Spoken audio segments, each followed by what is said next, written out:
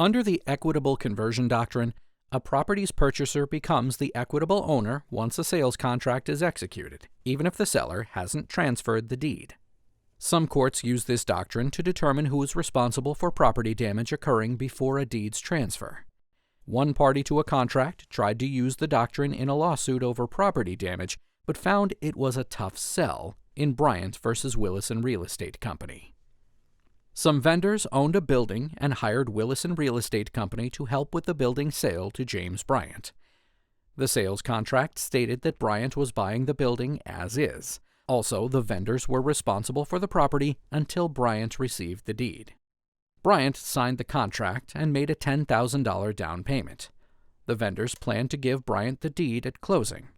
Before closing, a waterline broke, flooding the building and neighboring businesses. Bryant asked the vendors to fix the damage or agree to rescission. The vendors refused and sold the building to someone else for $35,000 less than Bryant would have paid. Bryant sued Willison and the vendors to recover the down payment.